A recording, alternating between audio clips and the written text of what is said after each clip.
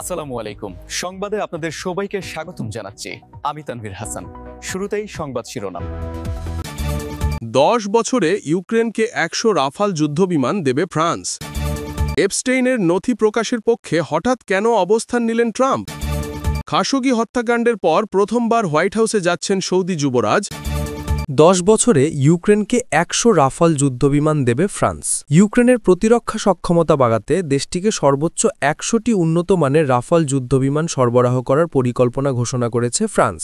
সোমবার প্যারিসের কাছে ভিলাকুবলে সামরিক ঘাঁটিতে ইউক্রেনের প্রেসিডেন্ট ভলোদিমির জেলেনস্কির আগমনের পর দুদেশের মধ্যে একটি লেটার অফ ইন্টেন্ট স্বাক্ষরিত হয়। ফরাসি প্রেসিডেন্ট ইমানুয়েল ম্যাক্রো ও জেলেনস্কি যৌথভাবে এ ঘোষণা দেন। জেলেনস্কি জানান, রাফাল সরবরাহের প্রক্রিয়া আগামী 10 বছরের মধ্যে ধাপে ধাপে সম্পন্ন হবে। রাফালের পাশাপাশি Ukraine SAMPT air defence system, আধুনিক রাডার এবং স্মার্ট এরিয়াল বোমাও পাবে বলে চুক্তিতে উল্লেখ করা হয়েছে। ম্যাক্রো বলেন, এটি আমাদের প্রতিরক্ষা খাতকে ইউক্রেন ও ইউরোপের নিরাপত্তায় নিয়োজিত করার নতুন পদক্ষেপ। জেলেনস্কিও চুক্তিকে ঐতিহাসিক অভিহিত করে ফ্রান্সের সহায়তাকে অত্যন্ত মূল্যবান বলে উল্লেখ করেন। তবে বিশেষজ্ঞরা মনে করছেন, রাফাল যুদ্ধবিমান পাবে এই প্রতিশ্রুতি স্বল্পমেয়াদে যুদ্ধক্ষেত্রে বড় ধরনের পরিবর্তন আনবে না। রুশ বাহিনী বর্তমানে পূর্ব ইউক্রেনে ধীরগতিতে অগ্রসর হচ্ছে এবং শীতের আগে ইউক্রেনের জ্বালানি অবকাঠামোতে ধারাবাহিক ক্ষেপণাস্ত্র ও ড্রোন হামলা চালাচ্ছে। রবিবার রাতে খার্কিভ অঞ্চলে রুশ হামলায় কমপক্ষে 3 জন নিহত হয়েছে। চুক্তি দেরিতে এলো কিনা এমন প্রশ্নে ম্যাক্রো বলেন, এ ধরনের চুক্তি সবসময়ই কারো কাছে আগে কারো কাছে পরে মনে হয়। তিনি আরও জানান, ইউরোপ রাফাল কেনার অর্থায়নে এগিয়ে আসবে বলে তার আশা। ইউক্রেন বর্তমানে বড় ধরনের অর্থসংকটে রয়েছে। রাশিয়ার জব্দ করা 140 বিলিয়ন ইউরোর সম্পদ ব্যবহার নিয়ে ইউএর ভেতর মতবিরোধ থাকায় আর্থিক সহায়তা আটকে আছে। তবে ম্যাক্রো মনে করেন, আন্তর্জাতিক আইন লঙ্ঘন না করেও এগোনোর পথ রয়েছে। এদিকে রাফাল চুক্তি জেলেনস্কির জন্য রাজনৈতিক অর্জন হলেও দেশটির সাম্প্রতিক বহুল আলোচিত দুর্নীতি কেলেঙ্কারি তার জন্য বড় চাপ তৈরি করেছে। জ্বালানি খাতে $10 কোটি দুর্নীতির অভিযোগে জেলেনস্কির কাছেরদের বিরুদ্ধে তদন্ত চলছে। জেলেনস্কি গত সপ্তাহে জ্বালানি খাতে পূর্ণ অডিট ও নতুন ব্যবস্থাপনার ঘোষণা দিয়েছেন। সংবাদ সম্মেলনে তিনি স্বীকার করেন, দুর্নীতির বিরুদ্ধে আমাদের আরও কঠোর হতে হবে। দুর্নীতির ইস্যুতে প্রশ্ন তুললে ম্যাক্রো বলেন, তিনি জেলেনস্কির উপর আস্থা রাখেন এবং তিনি প্রয়োজনীয় সংস্কার করবেন।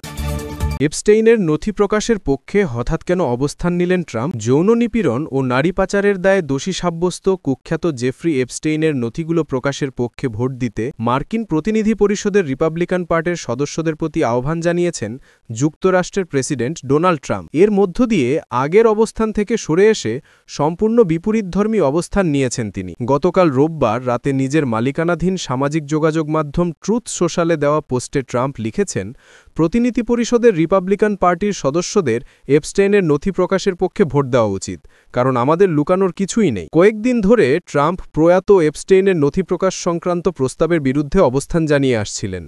এখন সেখান থেকে তিনি সরে এসেছেন। ট্রাম্প এমন সময়ে তার অবস্থান বদল করলেন যখন কিনা প্রতিনিধি পরিষদে এপস্টেইনের নথি প্রকাশ সংক্রান্ত একটি আইন প্রণয়নের উপর ভোটাভুটির প্রস্তুতি চলছে। ওই আইনের আওতায় মার্কিন বিচার বিভাগ নথিগুলো জনসাধারণের জন্য প্রকাশ করতে বাধ্য হবে। যুক্তরাষ্ট্রের পার্লামেন্টের নিম্নকক্ষ প্রতিনিধি পরিষদে প্রস্তাবটির পক্ষে যথেষ্ট সমর্থন পাওয়া যাবে বলে মনে করা হচ্ছে। তবে উচ্চকক্ষ সিনেটে এটি পাশ হবে কিনা তা নিশ্চিত নয়। ডেমোক্র্যাট ও কিছু রিপাবলিকান সদস্য এমন একটি পদক্ষেপের জন্য চাপ দিচ্ছেন যা জেফ্রি এপস্টেইনের মামলা সংক্রান্ত আরও নথি প্রকাশ করতে যুক্তরাষ্ট্রের বিচার বিভাগকে বাধ্য করবে। শোনা যাচ্ছিল বেশ কয়েকজন রিপাবলিকান সদস্য দলের বিরুদ্ধে গিয়ে প্রস্তাবের পক্ষে ভোট দেবেন, আর এর মধ্যেই নিজের অবস্থান বদল করে রিপাবলিকান সদস্যদের প্রস্তাবের পক্ষে ভোট দেওয়ার আহ্বান জানালেন ট্রাম্প। রিপাবলিকান প্রতিনিধি টমাস ম্যাসি গতকাল ABC নিউজকে দেওয়া সাক্ষাৎকারে বলেন, প্রায় 100 জন রিপাবলিকান প্রস্তাবের পক্ষে ভোট দিতে পারেন। ম্যাসি এ প্রস্তাবের উদ্যোক্তাদের একজন। খাশোগি হত্যাকাণ্ডের পর প্রথমবার হোয়াইট হাউসে যাচ্ছেন সৌদি যুবরাজ। সৌদি আরবের সাংবাদিক জামাল খাশোগির হত্যাকাণ্ড নিয়ে বিশ্বব্যাপী ক্ষোভের পর প্রথমবার হোয়াইট হাউস সফরে যাচ্ছেন ক্রাউন প্রিন্স মোহাম্মদ বিন সালমান। সোমবার 17 নভেম্বর এক প্রতিবেদনে রয়টার্স জানিয়েছে, MBS নামে পরিচিত সৌদি আরবের কার্যত শাসক আগামীকাল মঙ্গলবার মার্কিন প্রেসিডেন্ট ডোনাল্ড ট্রাম্পের সঙ্গে বৈঠকে মিলিত হবেন। 2018 সালে খাশোগির হত্যাকাণ্ডকে ঘিরে উত্তেজনার পর বিশ্বব্যাপী সমালোচনার কেন্দ্রে আসেন MBS। 7 বছর পর এখন তিনি নিজেকে শান্তির মধ্যস্থতাকারী হিসাবে উপস্থাপন করছেন। রয়টার্স বলছে, তিনি এখন ইরানের সঙ্গে সম্পর্ক পুনরুদ্ধার করছেন, গাজায় যুদ্ধবিরতির জন্য চাপ দিচ্ছেন এবং সিরিয়াকে আরব পক্ষে ফিরিয়ে আনার জন্য স্বাগত জানাচ্ছেন। একসময় ইয়েমেনের যুদ্ধে ডুবে থাকার জন্য বেপরোয়া হিসেবে পরিচিত এক রাজপুত্রের কাছ থেকে এগুলো গুরুত্বপূর্ণ পদক্ষেপ। সংস্কারবাদী এবং স্বৈরশাসক উভয়ভাবেই এমবিএস আধুনিক ইতিহাসে রাজতন্ত্র শাসিত সৌদি আরবের গুরুত্বপূর্ণ ব্যক্তি হিসাবে আবির্ভূত হয়েছেন। তিনি একটি রূপান্তর ঘটাচ্ছেন এবং দেশটির ভবিষ্যৎ গঠন কেমন হবে তা নিয়ে কাজ করছেন। মরুভূমির গোষ্ঠীদের কাছ থেকে দাদা বাদশাহ আব্দুল আজিজের রাজ্য গঠন এবং ওয়াশিংটনের সঙ্গে জোট গঠনের পর সাম্প্রতিক এক দশকেরও কম সময়ের মধ্যে ৪০ বছর বয়সী এমবিএস একটি অদৃশ্য সামাজিক বিপ্লব ঘটিয়েছেন। সৌদি আরবে দশকের পর দশক কঠোর সামাজিক রীতিনীতি লঙ্ঘন করেছেন এমবিএস। নারীরা এখন গাড়ি চালান, কাজ করেন এবং পুরুষদের সঙ্গে অবাধে দেখা সাক্ষাৎ করেন। একসময় এগুলোর শাস্তি ছিল বেত্রাঘাত। রাজ্যে একসময় নারীদের বাধ্যতামূলক কালো আবায়া এবং হিজাব পরতে হতো, সেখানে এখন পপ তারকা এবং ফ্যাশন শো হয়। কয়েক বছর আগেও অকল্পনীয় দৃশ্যে জেনিফার লোপেজ এবং ক্যামিলা ক্যাবেলো সম্প্রতি রিয়াদের মঞ্চে উপস্থিত হন। লোপেজ একটি বডিস্যুট পরেছিলেন, ক্যাবেলো একটি গাউন পরেছিলেন। সেখানে হলিউডের মডেলরা উপস্থিতিতে দর্শকদের সামনে ক্যাটওয়াক করেন। এই সব বিষয়কে উন্মোচন করার পাশাপাশি একই হাতে এমবিএস ক্ষমতার ওপর আধিপত্য আরও শক্ত করেছেন। দেশটিতে ভিন্নমত দমন করা হয়েছে, সমালোচকদের চুপ করিয়ে দেওয়া হয়েছে এবং প্রতিদ্বন্দ্বী ক্ষমতাসীনদের তালাবন্ধ করে রাখা হয়েছে।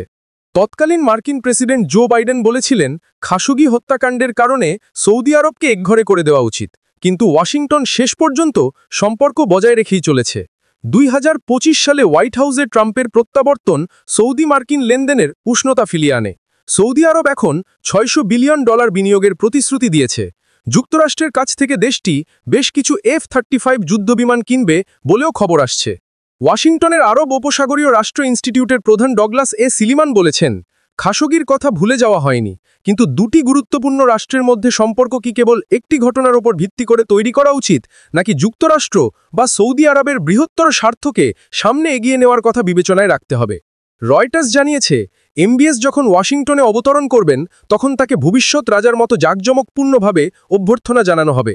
ওয়াশিংটনের বিশ্লেষক স্টিভ ক্লেমেন্স বলেছেন, এটি রাজ্যাভিষেকের আগের একটি মুহূর্ত হবে।